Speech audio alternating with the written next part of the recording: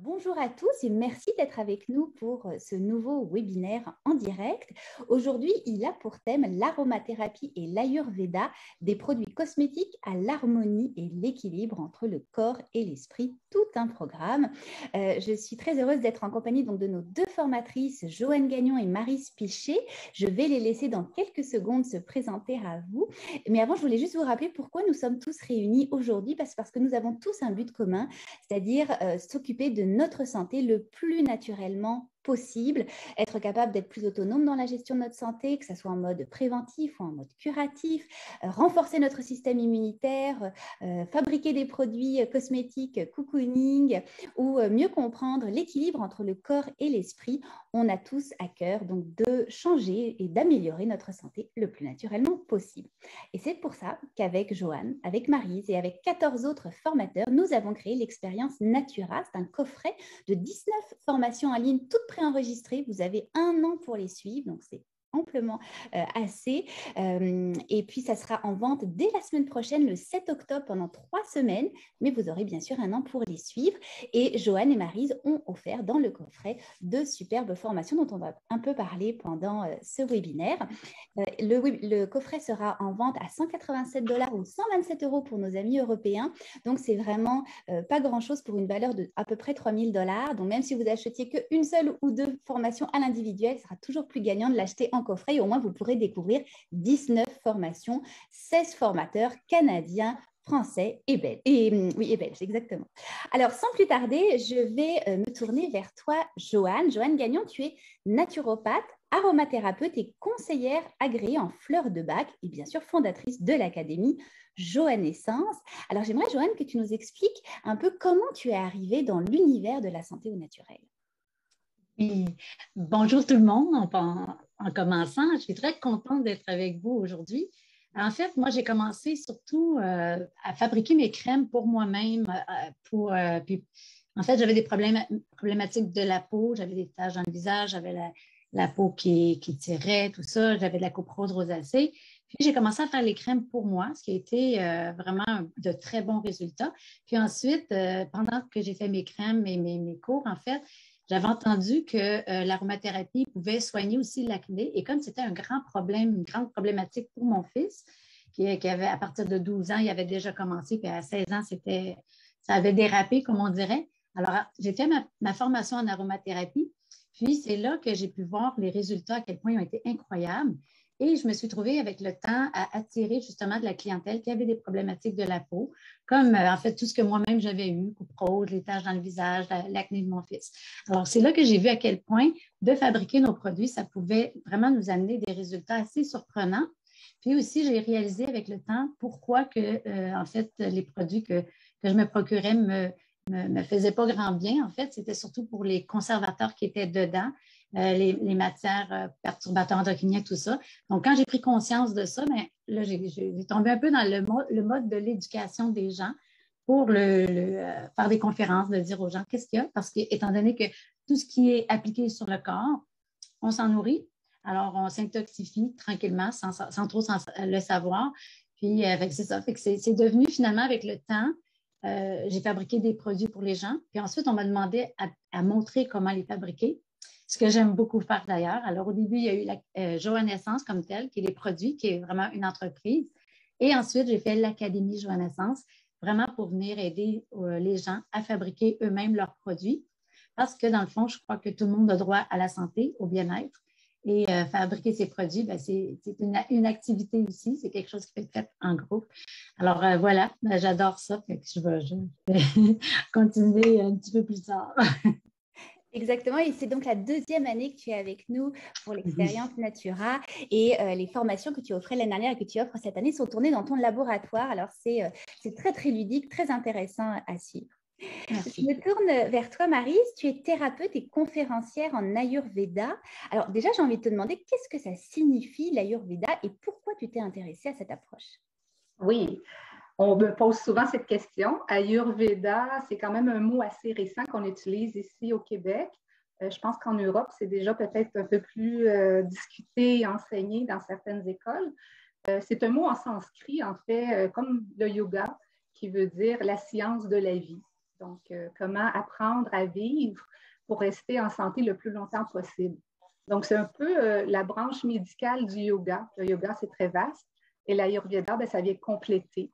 Ça vient compléter, c'est une médecine holistique qui vient travailler au niveau de l'herboristerie, au niveau des soins, méditation, yoga. C'est sûr qu'ici, c'est la médecine alternative, mais en Inde, il y a des médecins spécialisés qui vont aller vraiment travailler avec les patients de façon holistique dans son ensemble, donc dans son corps physique. Il y a des spécialités aussi dans les hôpitaux, mais aussi dans tout le côté émotionnel, psychologique et spirituel aussi. Donc, c'est une approche très globale de la médecine, parce que c'est la médecine la plus ancienne au monde. Donc, toutes les médecines partent de l'Inde. Alors, même les Chinois, il y a beaucoup de similarités avec la médecine chinoise. Les Chinois se sont vraiment inspirés de l'Inde pour en faire leur médecine. Donc, on pourrait dire que c'est la médecine la plus naturelle possible qui va travailler à toutes les sphères. Et pourquoi d'ailleurs tu t'es intéressée finalement à l'Ayurveda?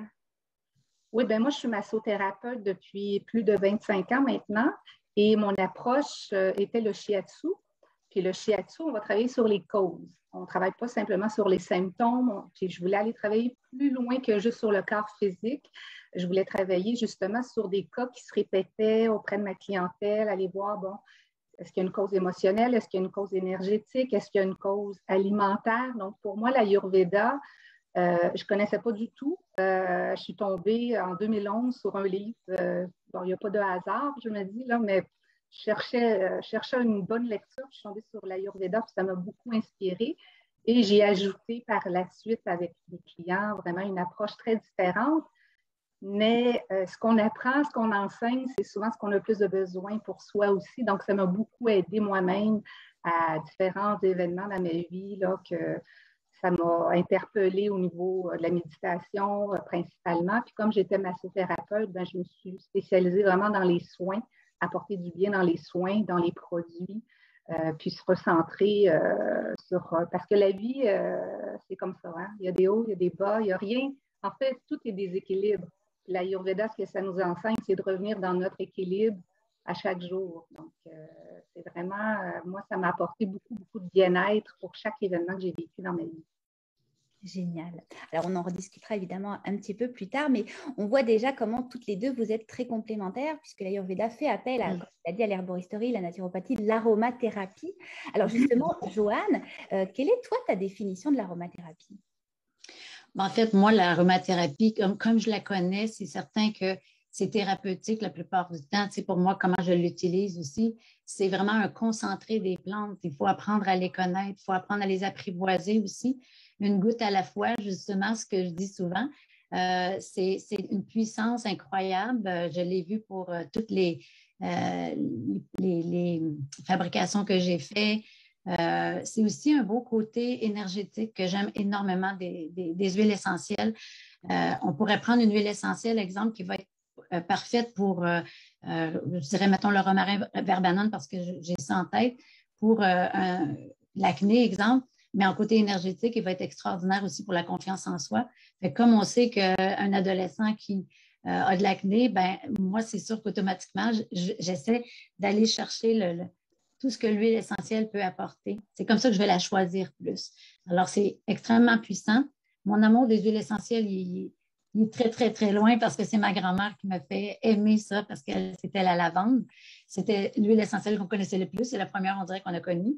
Mais après, j'ai pu découvrir toutes les autres et c'est incroyable, la force, la puissance et comment ça peut nous faire du bien aussi, nous grander aussi.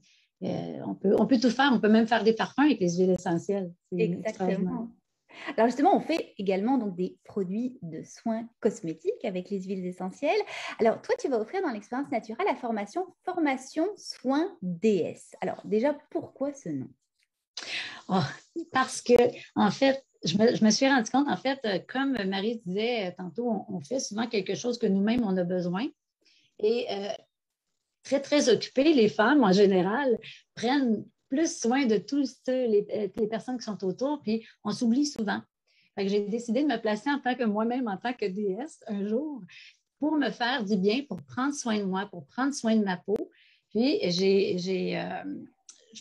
comment je dirais, j'ai établi 5 soins qui pourraient être vraiment plaisants à faire, qu'on n'est pas obligé de les faire toutes au même moment, mais que dans une journée ou dans une semaine, on va aller jouer avec les 5 soins. Et c'est des soins vraiment pour se regrander, pour se faire du bien. On pense que des fois, nettoyer notre visage, ça peut prendre une demi-heure dans notre horaire. Non, pas du tout. C'est des soins de quelques minutes. C'est vraiment DS, c'est vraiment pour qu'à chaque jour, la femme puisse avoir ce petit moment qui est de 2 à 5 minutes, le matin et le soir, je pense que c'est pas trop demandé, pour venir se donner tout cet amour, étant donné qu'elle passe sa journée à distribuer. C'est vraiment mon petit coup de cœur de l'avoir appelé comme ça pour chaque déesse en chacune. Sommeil en nous. Alors, quand on va fabriquer des produits donc, de soins cosmétiques avec toi notamment, on peut utiliser à la fois des huiles essentielles, tu en as parlé, des hydrolats, des huiles végétales aussi. Quel va être le rôle de ces 3 composants? En fait, les huiles essentielles, on les utilise en petite quantité, vraiment très peu, surtout pour des soins pour le visage. Donc, c'est vraiment très, très peu. Ensuite, les hydrolats vont nous aider c'est un produit qui est beaucoup plus doux, les hydrolats. Donc, on pourrait en mettre directement dans le visage. On peut l'utiliser pour se rafraîchir ou pour tonifier ou pour nettoyer. Donc, les hydrolats, c'est un produit extraordinaire là, qu'on peut avoir absolument. Ensuite, les huiles végétales, on ne peut pas passer à côté. On en a absolument besoin, justement, soit pour diluer des huiles essentielles, parce qu'on ne veut pas nécessairement avoir des émulsions. Donc, si au moins on dilue les huiles essentielles dans une huile végétale, bien là, on va vraiment s'apporter des bienfaits. Puis les huiles végétales, il faut juste avoir en tête qu'il y en a qui sont comédogènes, puis il y en a qui ne sont pas comédogènes. Fait qu'on va essayer d'aller chercher le plus possible celles qui sont non comédogènes pour ne pas créer des points noirs, des boutons, etc. Puis, il y a des huiles extraordinaires là, que je privilégie plus. Et je ne sais pas si tu veux, j'en parle plus tard ou si... Vas-y maintenant. OK. Alors, dans les huiles végétales, j'ai vraiment mes coups de cœur. Mon premier coup de cœur numéro 1, c'est vraiment la jojoba, en fait, qui est une cire liquide, mais on l'appelle huile justement parce qu'elle est liquide. Jojoba est extraordinaire pour toutes les personnes qui auraient des problématiques de la peau trop grasse, les problématiques d'acné, mais aussi les peaux hypersensibles, les peaux sensibles aux rougeurs. Donc, si on se fait un soin pour le visage, on se fait un masque pour le visage, puis on se retrouve la peau rougie, ça serait vraiment l'huile qu'on pourrait tout de suite mettre sur la peau parce qu'elle est anti-rougeur, anti-inflammatoire, calmante. Alors ça, c'est mon premier coup de cœur. Toutes les maisons devraient avoir cette huile. Ensuite, j'aime beaucoup aussi, il y en a tout plein que j'aime, là, mais dans les non comédogènes, que je pourrais dire, j'aime beaucoup abricot, avocat, c'est 2 belles huiles que j'aime aussi beaucoup, mais comme je dis, il y en a tout plein. Mais ces huiles, chanvre aussi, qui est au Québec, on a beaucoup chanvre, alors c'est super. Puis là, on peut justement diluer nos huiles essentielles une goutte à la fois qu'on essaie, surtout si c'est pour le visage, dans une huile végétale. C'est vraiment en fabrication, c'est les musts, je dirais, là, les huiles essentielles, les hydrolats et les huiles végétales. On peut vraiment jouer avec ça. Là. On peut se monter des gros inventaires, il faut faire attention. Alors justement, parce que tu utilises le mot jouer, donc on sent que c'est quelque chose de facile de fabriquer des produits cosmétiques. Est-ce que c'est à la portée de tous? Je dirais que c'est à la portée de tous, mais il ne faut pas faire n'importe quoi non plus. Alors, il faut avoir les bonnes informations. C'est sûr qu'on est dans l'ère où tout est facile, on va sur l'Internet, on trouve de tout, mais j'ai vu toutes sortes de choses qui n'avaient vraiment pas de sens, qui mettaient même les gens en danger, des trop gros dosages d'huile essentielle ou des ingrédients vraiment pas appropriés. Donc, c'est sûr qu'il faut avoir des règles de base parce qu'on s'entend surtout si on fait des émulsions. Des émulsions, il y a une phase aqueuse, donc de l'eau ou des hydrolats. Alors, l'eau, c'est le potentiel de la vie sous toutes ses formes. Alors, on pourrait se ramasser avec des petites couleurs différentes dans nos peaux, avec des champignons, des bactéries, puis c'est ce qu'on veut surtout pas. Alors, il y a des règles à respecter, il y a des conservateurs à connaître. Puis, mais oui, on peut, c'est un peu comme faire la cuisine, mais en même temps, quand on fait de la cuisine, on ne fait pas non plus n'importe quoi. Alors, c'est ça, il faut vraiment avoir un minimum de connaissances, être bien accompagné. Puis, c'est extraordinaire pour vrai. Là, c'est très économique, c'est écologique, c'est surtout très ludique. Puis gratifiant, j'imagine aussi. C'est très gratifiant. Puis, pour vrai, on voit, dans la première semaine, on voit des résultats tout de suite quand on utilise nous-mêmes nos crèmes. En fait, on un double bonheur, c'est de l'avoir fabriqué. C'est comme si on fait un gâteau ou on en achète un. Celui qu'on a fait, la maison a senti bonne, etc. C'est un peu la même chose de fabriquer pour soi. C'est qu'on baigne dedans, puis ensuite, quand on l'utilise, ben, on retourne dans ce bien-être parce que c'est méditatif aussi. C'est drôle à dire, mais c'est méditatif de fabriquer. On part dans la nature. Alors, Joanne, d'ailleurs, on a une question pour toi de Daniela qui dit comment vous trouvez l'huile de pépins d'argousier pour la peau? Est-ce que vous avez des recommandations? Oui, je la trouve vraiment merveilleuse. Elle a beaucoup de bêta-carotène. Donc, c'est vraiment une très belle huile pour la peau. Par contre, il faut la diluer avec d'autres parce que sinon, on va se retrouver le teint orangé. C'est correct pour l'Halloween avec une citrouille, mais peut-être pas à l'année. Alors, j'en mettrais peu. Je la diluerais avec une autre huile. Peut-être que j'en mettrais moins de 5 parce qu'elle est très, très colorée, vraiment. C'est une très belle huile, par contre. Pour la peau, on la veut. Vitamine C, bêta-carotène, c'est vraiment une très, très belle huile. Génial. Puis on a une question en anonyme, quelqu'un qui nous dit pour contrer le vieillissement, les rides, est-ce qu'il y aurait une huile spécifique qui pourrait aider? En fait, ce n'est pas juste une huile qu'il faut, c'est la beauté, la santé de la peau. On est porté à penser que c'est toujours à l'extérieur. Fait qu'on peut mettre plein d'huile, puis oui, on va aider notre peau, sauf que est-ce qu'on est bien hydraté? Est-ce que je bois de l'eau dans ma journée? Est-ce qu'il y en a qui vont mettre juste des huiles? Oui, mais est-ce qu'on a aussi des émulsions pour nous amener de l'eau, des hydrolats? C'est vraiment un ensemble. Il n'y a pas l'huile magique, j'aimerais bien le dire, mais on n'en aurait peut-être plus accès aujourd'hui parce que tout le monde l'achèterait. Mais en fait, il n'y a pas d'huile magique parce qu'on a tous des types de peau différents aussi, des conditions différentes. On a 4 saisons ici au Québec qui changent rapidement avec le froid. Donc, c'est vraiment je maintiens de dire qu'on s'amuse dans tout ça. À un certain moment, je pourrais avoir besoin plus d'une huile d'avocat, à un certain moment, plus d'une huile d'abricot, à un autre moment. Fait qu'on peut, c'est sûr que l'argan est bien reconnu, on la connaît bien comme une huile anti-âge, mais il y en a vraiment beaucoup d'autres qui vont être vraiment merveilleuses. Puis faire des mélanges, j'aime beaucoup aussi. Donc, prendre un petit peu de celle-ci, un petit peu de celle-là. J'aime beaucoup mélanger 3 huiles, moi, personnellement, là. Donc, j'aime beaucoup figue de Barbarie aussi. C'est vraiment selon les types de peau, d'aller voir lesquelles. Mais déjà là, si on prend une huile végétale et qu'on met quelques gouttes d'huile essentielle, bien, on vient de se faire un soin qui pourrait stimuler la peau, qui pourrait raffermir les pores de la peau. Fait on peut tellement, c'est un monde. C'est vraiment un monde extraordinaire. Exact. Alors, je me tourne vers toi, Maryse. Comment, ce qu'on l'a vu avec Joanne, on peut utiliser évidemment les huiles essentielles dans notre vie de tous les jours. Comment on peut utiliser l'Ayurveda dans la vie de tous les jours? Oui. Bien, ce qu'il faut comprendre avant tout, je trouvais ça intéressant que Joanne dise on peut changer les huiles, puis on n'est pas toujours être obligé de garder la même huile. En Ayurveda, on va suivre vraiment les saisons. On a les saisons de notre vie. Il y a la jeunesse, l'adolescence, l'âge adulte et la vieillesse, mais il y a aussi les saisons, nos 4 saisons ici au Québec, puis probablement en France aussi. Un été humide et très chaud, on va prendre des choses plus légères et plus frais qu'un hiver très froid et très sec. On va utiliser des produits beaucoup plus réchauffants et hydratants. Donc, l'Ayurveda, on l'utilise avec les changements à l'intérieur de nous, puis les changements de saison. Donc, l'Ayurveda, c'est un complément. En fait, on est fait de la même matière que la Terre. Donc, il faut suivre dans quel environnement on vit. On n'utilisera pas les mêmes produits en Amérique du Sud qu'en Amérique du Nord, par exemple. La même chose pour l'alimentation. Donc, qu'est-ce qu'on va déterminer en Ayurveda? C'est souvent notre environnement, où est-ce qu'on vit, puis aussi de quelle énergie on est constitué. Et ça, c'est la base. C'est la base d'apprendre à se connaître. Les énergies, c'est les mêmes énergies de la Terre. Donc, l'air, l'espace, le feu, l'eau et la Terre, on a tous un pourcentage à l'intérieur de nous.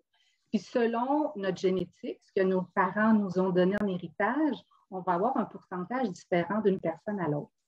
Et aussi, par la suite, c'est des choix de vie qu'on va faire. On parlait d'alimentation. Donc, si on a une alimentation plutôt très grasse, ça va se refléter sur notre peau, ça va se refléter dans notre corps. Donc, l'Ayurveda va toujours amener à l'équilibre. Qu'est-ce qui est trop en excès? Qu'est-ce qui me cause des problématiques? et comment je peux diminuer par des choix différents. Donc, Ayurveda, on va utiliser 3 mots en sanskrit quand vous allez lire et relire, entendre, c'est Pitta, Vata et Kapha, qui représentent les saisons, mais qui représentent aussi qu'est-ce qui est présent en vous. Et il faut faire attention parce que selon les questionnaires qu'on peut trouver justement sur le web, les réponses peuvent être différentes parce qu'il y a 2 types de questions à se poser. Quand on fait le test, il y a des tests de notre génétique, de quoi on est fait, de quoi toute notre vie, c'est comme notre empreinte digitale, de quoi qui va nous suivre toute notre vie, qu'on doit respecter. Mais il y a aussi qu'est-ce qui s'est présenté dans les derniers mois ou les dernières années qui peut amener des équilibres qui ne donnera pas nécessairement les mêmes résultats. Donc, moi, ce que j'amène à réfléchir, c'est qu'est-ce qui était présent et qu'est-ce qui est en déséquilibre pour que je puisse maintenir et réduire ce qui est trop en excès. C'est toujours jamais d'excès dans l'Ayurveda. On veut toujours ramener à avoir des choix différents. Puis la saison d'automne, c'est une saison très, très importante. Peut-être qu'on pourra en parler un peu plus tard, mais c'est tout ce qui est changement. Il faut se regrounder puis revenir à une routine très importante selon dans quelle saison on est. Bah, écoute, on peut même entamer cette question-là. Effectivement, comment aujourd'hui on peut se préparer pour l'automne qui s'en vient? Oui. Donc, comme je disais, tout ce qui est changement, que ce soit un changement de saison ou un changement dans notre vie, ça va vraiment débalancer Vata. Vata, ce sont les éléments de l'air et de l'espace. Donc, si moindrement il y a plus de vent à l'extérieur, les gens qui ont une dominance de Vata dans leur corps vont être plus influencés par un débalancement avec les pensées, l'insomnie, la peau sèche. Donc, on va amener Vata à diminuer. Et comment on peut diminuer Vata? C'est justement avec des huiles chaudes, des huiles onctueuses. Nous, en Ayurveda, c'est sûr qu'on parle beaucoup d'huile de sésame parce que c'est une huile qui est plus lourde, plus chaude. Puis, on va aussi calmer beaucoup le mental. Comment on calme le mental? C'est par la méditation, bien évidemment, de le pratiquer, de le faire un rituel.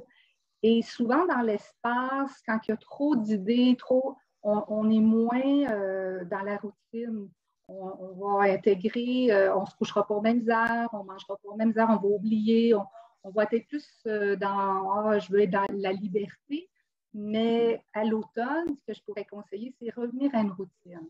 Revenir à des repas consistants, chauds, onctueux, déjà très important. Qu'on soit Vata ou pas, c'est une saison Vata. Donc, on ramène toujours à la saison d'automne.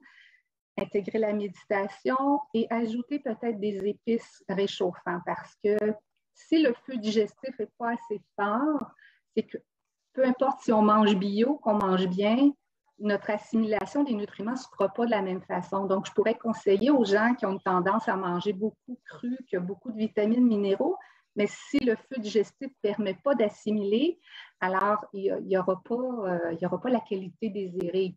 Alors, en ajoutant le gingembre, par exemple, la cannelle, des épices qui vont réchauffer le feu digestif, ça va permettre de mieux assimiler et se couvrir les extrémités. Si c'est une journée plus fraîche, plus venteuse, couvrir les pieds, couvrir le cou.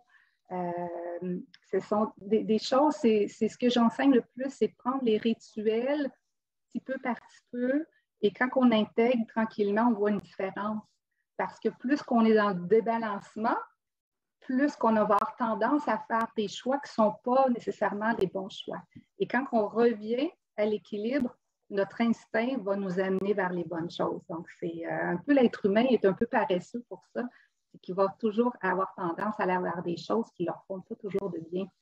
Donc, je ramène toujours vers la routine à l'automne, puis penser chaleur, cocooning, c'est ce qui est le plus important présentement.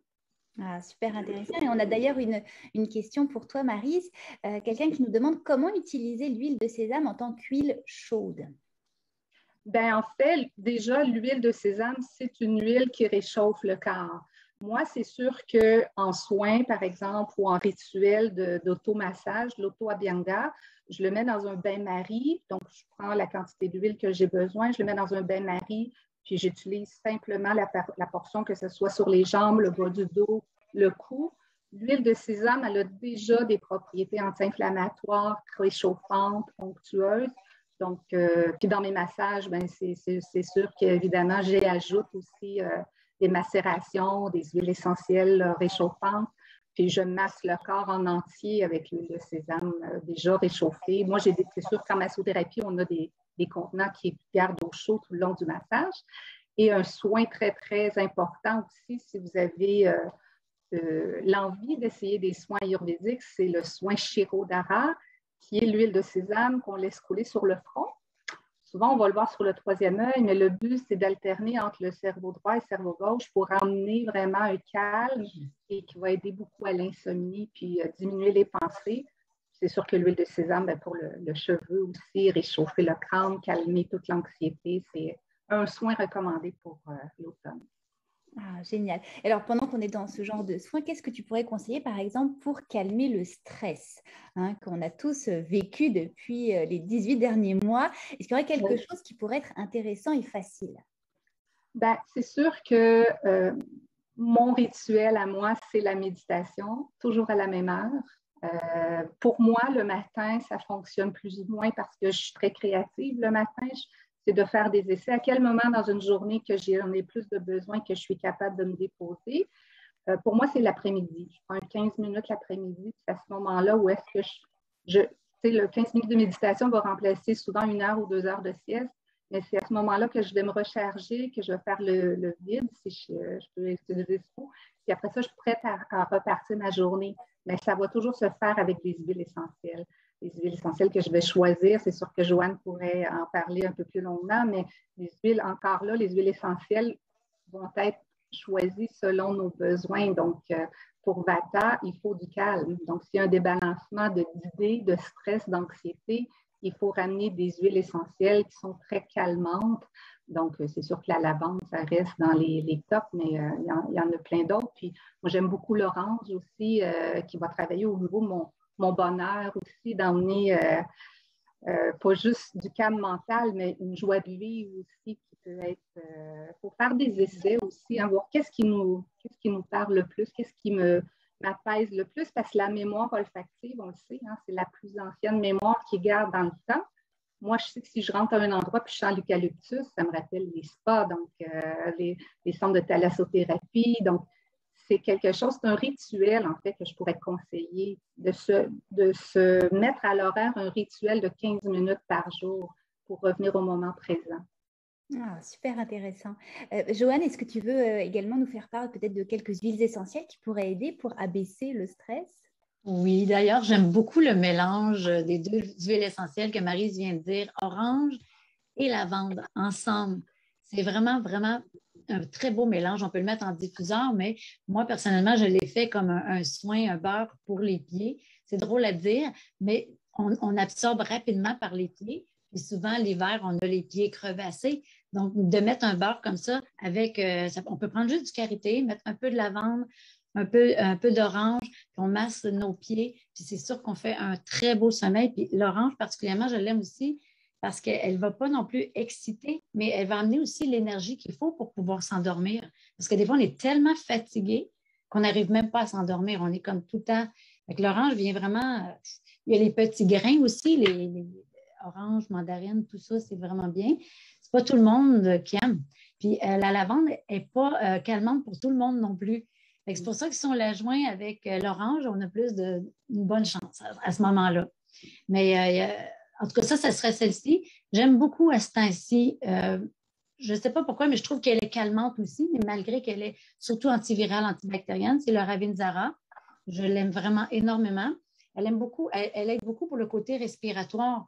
Fait que veut pas, avec ce qu'on vit, on se recroqueville un peu, on respire presque en urgence toujours.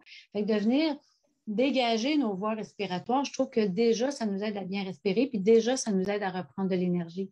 Fait que ça, c'est vraiment, si on n'a pas Ravinzara, la comparable, c'est Eucalyptus radiata. Fait qu'à ce moment-là, on a vraiment des huiles essentielles pour... Si on s'oxygène, on va être un peu moins stressé. Fait que ça, c'est ma stratégie, une de mes stratégies. Puis ensuite, c'est sûr qu'il y en a tout plein, mais on ne veut pas non plus avoir 50, mais celle-ci serait bien justement pour passer l'hiver, soit Eucalyptus radiata, Eucalyptus ou Ravinzara, là, ça serait vraiment de belles huiles que je proposerais. Ah, génial, de bons conseils toutes les deux. Alors justement, Joanne, un peu la même question que j'ai posée à Maryse, comment on peut protéger ou préparer notre peau à l'automne et à l'hiver assez rude que nous avons au Québec?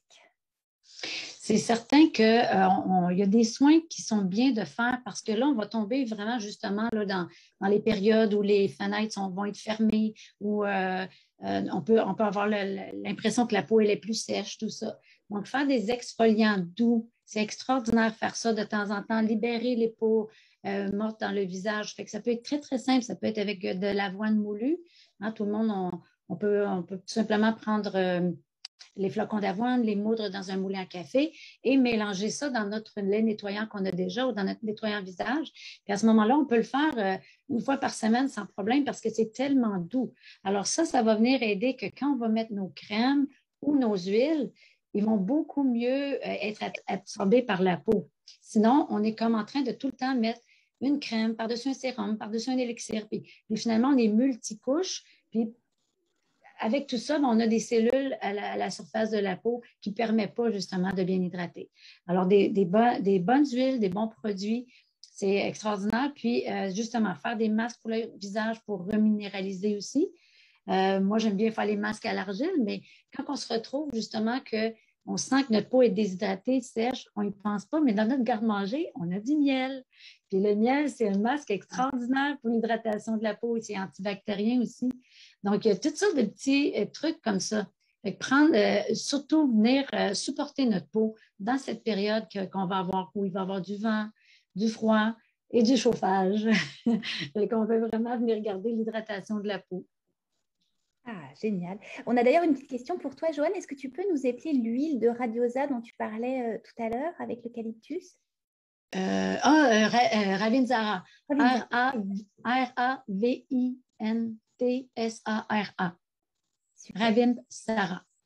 Merci. C'est une très belle huile qui sent. Si on ne trouve pas Eucalyptus radiata, c'est vraiment dans les molécules assez semblables.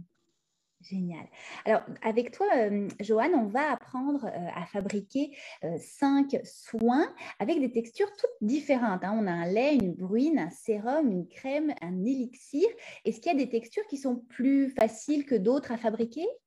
Oh oui, il y en a que ça se fait en même pas minutes presque. Il s'agit d'avoir les ingrédients et 1 minute, c'est fait. Mais en fait, des 5 soins, il y a le lait nettoyant qui est une émulsion. Alors, les émulsions, c'est toujours un petit peu plus long. On a la phase aqueuse, la phase huileuse. On est capable de faire ça même si on est seul. Ça se fait quand même assez rapidement, malgré tout. Là. En 1 heure, on a fait notre crème, puis on en a fait une bonne quantité. Alors, l'émulsion est peut-être un petit peu plus de temps. Ça, c'est le lait nettoyant, la crème visage.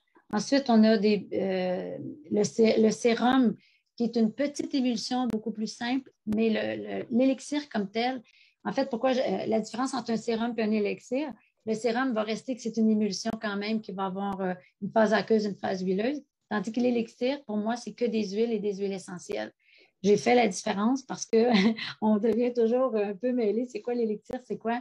Et puis, je montre aussi une brune pour le visage avec des hydrolats, mais avec aussi un petit peu d'huile et un petit peu de glycérine végétale qui va aider à garder l'hydratation de la peau. Fait que ça, c'est un petit produit qui est hyper simple à faire. Fait que dans les 5 produits, c'est simplement l'émulsion qui est comme un apprentissage à faire, mais comme il y a une vidéo d'accompagnement où je montre comment on fait, c'est vraiment... En fait, c'est un peu comme faire une mayonnaise, je dirais. Fait que si quelqu'un a fait une mayonnaise en quelque part, c'est un peu ça, une phase huileuse dans une phase aqueuse. Puis on se fait une belle crème pour le visage. Ah, génial. On a une autre question pour toi, Joanne. Quelqu'un qui nous demande, est-ce que les huiles essentielles, j'imagine, et les fleurs de bac sont toujours compatibles ensemble? Moi, j'ai aucun problème avec ça, même que j'aime beaucoup les mettre ensemble. Je trouve que j'ai beaucoup de produits, plusieurs produits dans mes gammes, que en intégrant les fleurs de bac, ça vient travailler au niveau émotionnel. Si la personne a une problématique de la peau, elle va vraiment pouvoir venir du côté émotionnel calmer un peu. Si elle est anxieuse, si il y a des blocages, peu importe. Qu'est-ce qui se passe? Comme exemple, quelqu'un qui a de l'acné va avoir une grande difficulté sur l'image de soi. Donc, si j'y mets des fleurs de bac qui vont venir l'aider pour l'image de soi, ou la personne qui vieillit, puis qui a de la difficulté, puis qui se regarde, puis a difficulté à voir ses rides, tout ça, bien, il y a des fleurs de bac qui vont aider accepter le moment présent, accepter puis à ce moment-là, on s'avantage. Donc, ça va super bien ensemble. Je ne les mélangerai pas directement comme huile essentielle et fleurs de bac, mais c'est plutôt, je les intègre, mais dans une crème, dans un sérum, dans un élixir. À ce moment-là, là, je peux venir travailler comme ça. Mais Super ça va intéressant. super bien ensemble. Ouais, puis Ils on ont voit même encore... des... Vas-y. Oui, ils ont même certaines similitudes. Des fois, tu peux voir, telle huile essentielle va amener de la confiance en soi, puis telle fleur de bac va amener de la confiance en soi. Donc, quand on les connaît, on les met ensemble, on a un produit qui vient travailler au niveau émotionnel par les fleurs de bac, mais au niveau émotionnel aussi par les huiles essentielles. Mais les huiles essentielles sont quand même plus des molécules. Donc, à ce moment-là, on les a plus dans notre côté ancrés. Oui, puis on voit comment effectivement le corps et l'esprit, le mental sont toujours liés, quoi qu'on fasse. Alors, je me retourne vers toi, Marie, justement. Comment, avec l'Ayurveda, on peut savoir de quelle énergie on est constitué? En fait, je n'ai parlé un peu tantôt. Il y a des questionnaires, effectivement, qui existent. Dans ma formation, j'offre 2 questionnaires. Donc, un qui est le Prakruti en sanskrit. Le Prakruti, c'est votre énergie de naissance, votre empreinte qui va vous suivre toute votre vie. Et le Vikruti, c'est dans la vie de tous les jours. Qu'est-ce qui s'est accumulé dans les derniers mois qui a pu amener un débalancement? Et par la suite, un coup que ça est déjà bien établi, on va regarder, est-ce qu'ils sont en équilibre, ces 2 questionnaires-là? Est-ce que c'est les mêmes réponses? Sinon, on va travailler sur le débalancement, effectivement. Et c'est sûr que pour avoir un rapport plus complet, c'est toujours bien d'aller voir un thérapeute, un médecin ayurvédique qui va faire une analyse complète. Donc, il va prendre le pouls, qui va regarder la peau, les ongles, la langue. La langue, c'est vraiment le reflet de votre digestion. Et par la suite, il va vous recommander de travailler sur les symptômes qui sont présents pour revenir à votre nature profonde.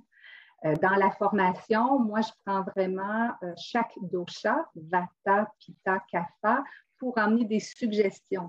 Si Vata est en excès, voici les suggestions alimentaires, les huiles pour le corps, les recettes aussi qui vont déterminer comment rester en équilibre.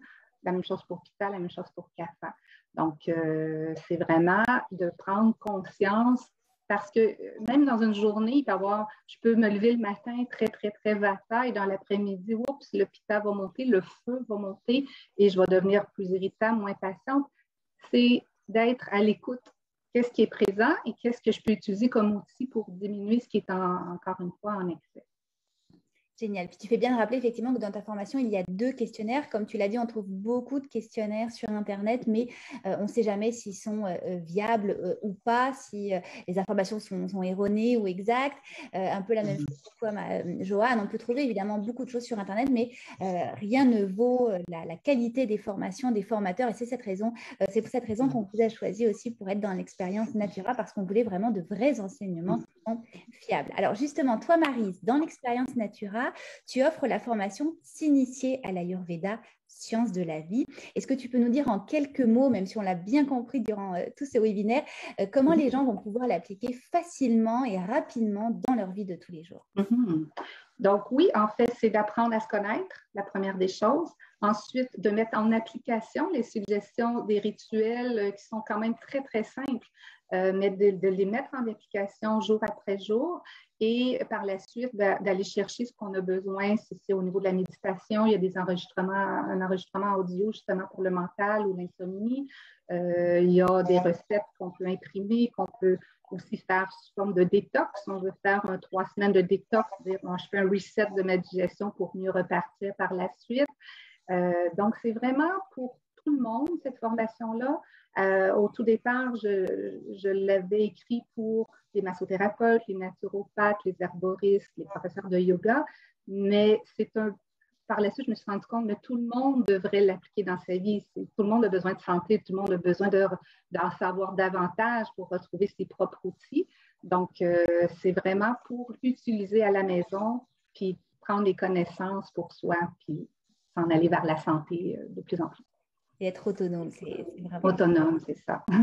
Alors, toi, Joanne, tu vas offrir donc la formation Soins DS, nettoyer, tonifier, hydrater, nourrir et protéger. Alors, même question, on l'a bien vu durant le webinaire, mais quels vont être les apprentissages pratico-pratiques que nos apprenants vont découvrir avec ta formation? En fait, ils vont apprendre à fabriquer toutes les émulsions, aussi connaître beaucoup mieux les huiles essentielles pour le visage, pour les soins du visage. Je parle beaucoup des soins complémentaires aussi. Justement, il y a des suggestions pour des masques aussi. Donc, il y a des recettes supplémentaires qui vont pouvoir être explorées. Donc, je parle beaucoup un peu plus en détail des hydrolats, justement, qui pourraient être choisis, des huiles essentielles, des huiles végétales, du côté comédogène, non comédogène, comment on les utilise, tout ça. Alors, c'est un document quand même assez complet. L'idée est que les gens deviennent assez autonomes selon leur type de peau, parce que je parle aussi des types de peau, selon les problématiques de la peau. Donc, j'explore un petit peu tout ce côté-là. Alors, c'est vraiment l'idée que même si quelqu'un n'a pas fabriqué encore, ben, il va vraiment y arriver, il va être capable, il va même fabriquer à 2-3 personnes ensemble, c'est génial. On peut fabriquer des grandes quantités, donc on en a pour l'année, on n'est pas obligé d'y passer toutes les semaines. C'est vraiment économique, écologique, ludique, puis facile, vraiment bien accompagné. Puis il y a beaucoup de place à la créativité. Pour moi, c'est important. Je donne une suggestion pour que les gens y essaient une première fois, mais en même temps, si moi j'ai suggéré une huile, il y a d'autres huiles qui peuvent être intéressantes. Donc, il y a beaucoup de place à la créativité. Pour moi, je trouve ça important parce que chaque personne est unique. On n'a pas tous et toutes les mêmes besoins. Donc, c'est comme ça que je fais mes formations la plupart du temps. Ah, génial. En tout cas, merci infiniment à toutes les deux, Joanne Gagnon et Maryse Pichet, pour cette belle entrevue ce midi. Alors, évidemment, tous les participants qui étaient là avec nous, merci infiniment d'être restés avec nous. Merci de l'écouter également en rediffusion. Vous pouvez retrouver toute l'actualité de Joanne et de Maryse, évidemment, sur leur site internet, dans leur infolettre, sur les médias sociaux. Vous pouvez également retrouver toute l'information de l'Expérience Natura sur le site expériencenatura.ca. Et puis, je vous rappelle que l'Expérience Natura sera en vente la semaine prochaine, dans une toute petite semaine, le 7 octobre. Alors, marquez cette date à votre agenda.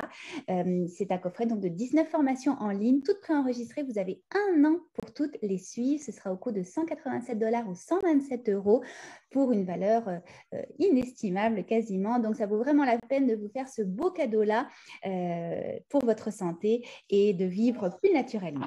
Alors, merci infiniment à vous deux. Merci à tous les participants et on se dit à très bientôt pour un prochain webinaire. Merci.